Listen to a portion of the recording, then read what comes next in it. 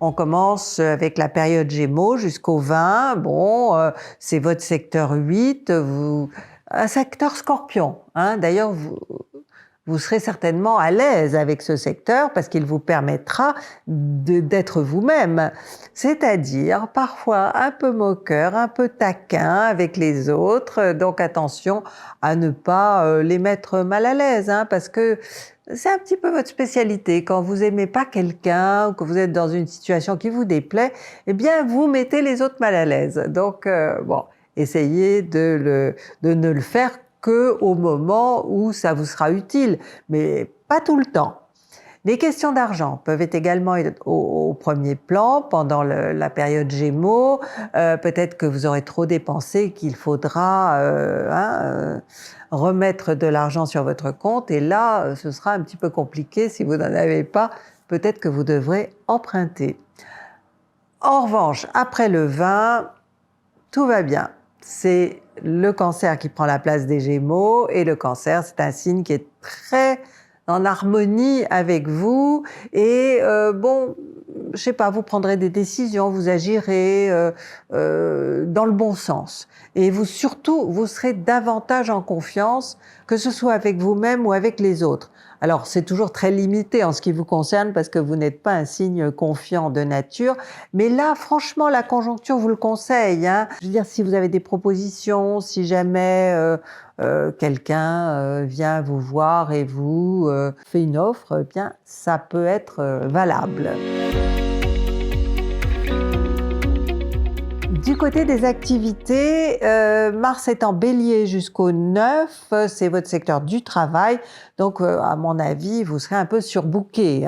Quel que soit votre travail, vous trouverez qu'il est un peu envahissant ou plus difficile que d'habitude.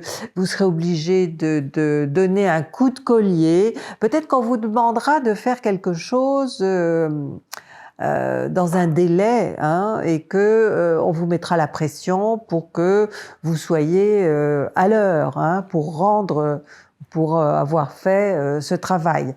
Donc bon, c'est pas hyper facile, mais c'est uniquement le 3e décan qui est concerné. Et attention à pas vous fâcher avec des collègues aussi. En revanche, alors après le 9, et en particulier autour du 9, Mars va s'opposer à vous et en même temps être en dissonance avec Pluton. Alors attention à ne pas vous mettre dans une situation impossible, ou à ne pas, à ce que quelqu'un ne vous y mette pas.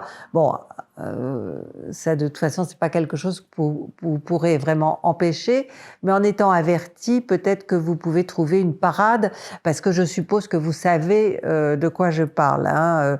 C'est différent chez chacun, mais bon, il y a une notion quand même de mur. Vous êtes face à quelqu'un qui est inflexible. Donc il y a vous, le Scorpion, vous avez suffisamment de flair et d'intuition pour savoir un petit peu comment contourner le problème.